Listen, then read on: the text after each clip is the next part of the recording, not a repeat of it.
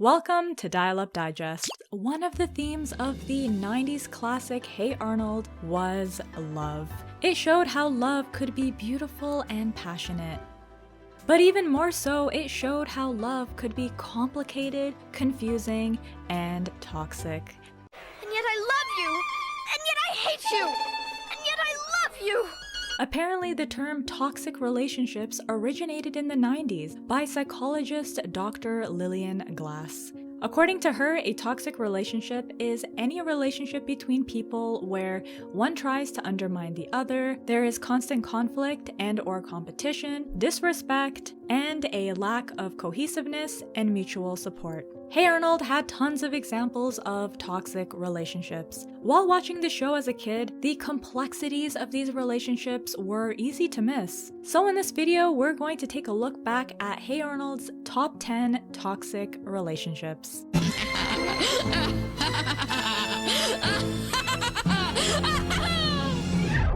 First up, we have Helga and Brainy. While Helga and Brainy weren't a couple, their relationship as classmates was toxic. Brainy would constantly creep up behind Helga, which led to her punching him in the face. For most people, Helga's anger should be a sign to stop such an intrusive behavior, but it wasn't for Brainy.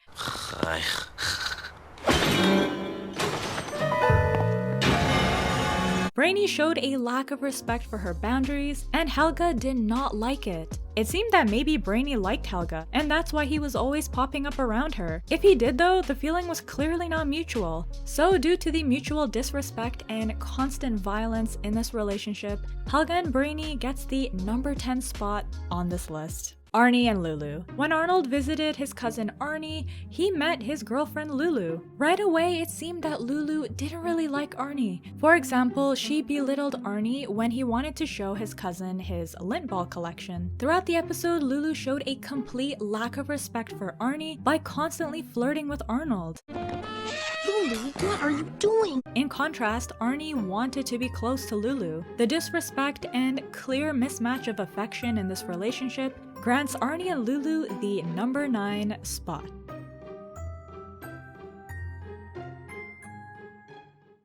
Olga and Doug. Olga's whirlwind romance with Doug was a shock to her family. The two were in college and announced their engagement after only 3 weeks of meeting each other. The pair looked head over heels in love. Olga thought he was the perfect man for her and was willing to change her life for him. But a closer look into Doug revealed that he was a lying con man. He didn't love Olga. He just wanted to marry her to take over her father's business. One day, I hope to make enough money as an actor to start my own major appliance chain. The complete lack of empathy and insidious deceit by Doug, together with the emotional aftermath suffered by Olga, lands this relationship at number 8.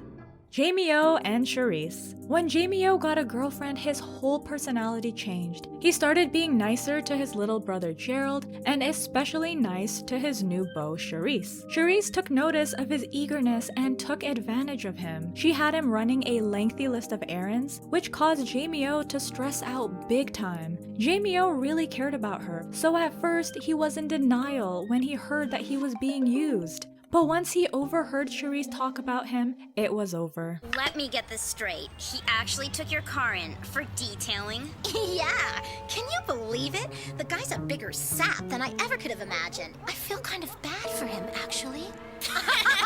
Not.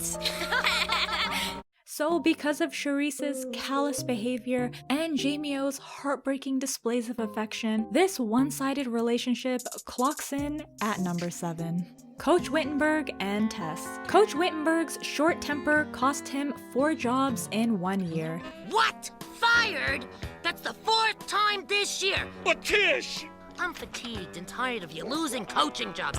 His wife Tess couldn't take it anymore, so she kicked him out. The couple were in constant competition with each other. Coach Wittenberg's desire to win was so strong that he once was unsure which was more important to him, his wife or winning. This upset Tess, who thought her husband valued her more than he did. The tension was always high in their marriage, which led to breakups and makeups. So due to the competitive instead of mutually supportive nature of this relationship, the consistently unmet expectations, and high tension, Coach Wittenberg and Tess gets the 6th place on this list. Rhonda and Curly. Rhonda and Curly's relationship was disturbing. While they weren't a couple, during the series, Curly developed an infatuation with Rhonda, much to her disgust. I want to be your boyfriend. Boyfriend? I will never, ever have anything to do with you, Curly, ever! He harassed her, blackmailed her, and even assaulted her. Rhonda was so desperate to get Curly to leave her alone that she wrote a fake letter from a secret admirer. So because of the disrespect of boundaries and constant conflict and harassment, this unrequited relationship is number 5.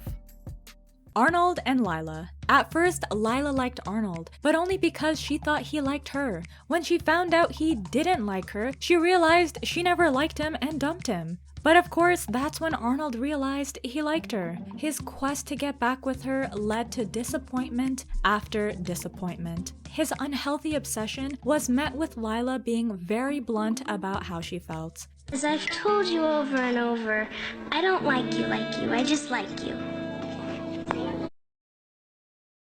When Lila went out with his cousin Arnie, Arnold was so jealous that he tried to break them up. So because of Arnold's constant attempts to change the unrequited relationship, together with his jealousy-fueled attempt to break up Lila's relationship, this pair is number 4. Arnold and Helga.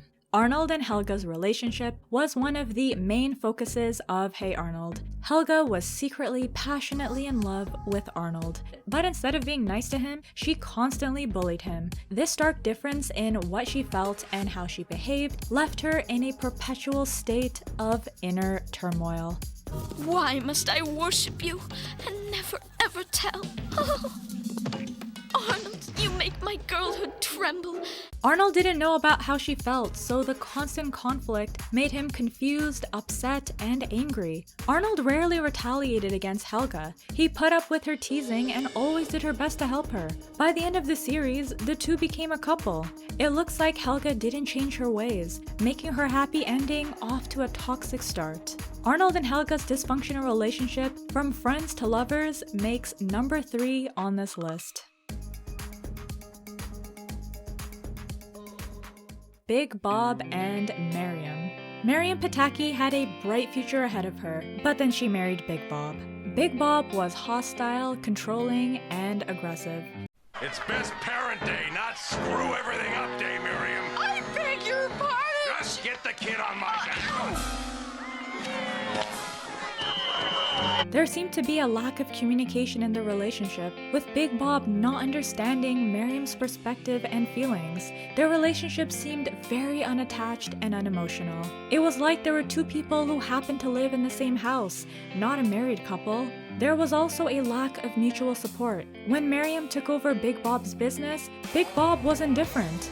Even when she improved his business, he never admitted that she was doing an amazing job. Big Bob may have also had anger issues and was possibly violent. So because of this, Miriam and Big Bob's cold, unsupportive, and possibly abusive relationship is the second most toxic in Hey Arnold.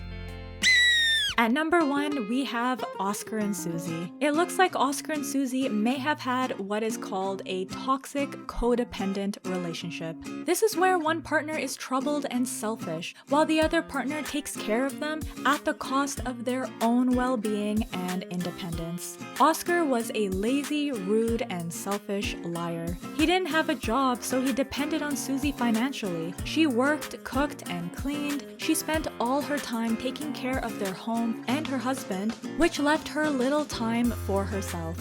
In return, Oscar contributed nothing to the relationship. On top of that, he ordered Susie around and was unappreciative of everything she did for him. I work 20 hours a week overtime already. How many more hours do you want me to work? How about 25?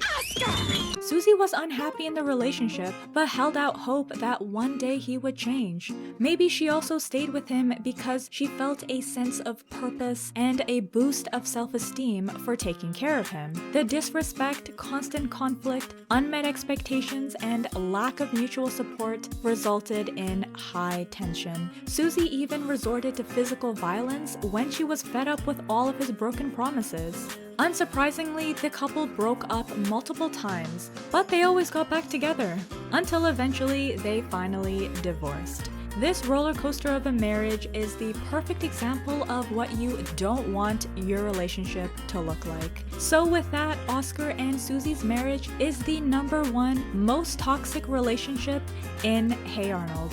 What do you think? Do you think that Oscar and Susie's relationship was the most toxic? Let me know in the comments down below. If you like this video, don't forget to click the like button and subscribe for new videos every Thursday. Until next time, my friends, dialing out.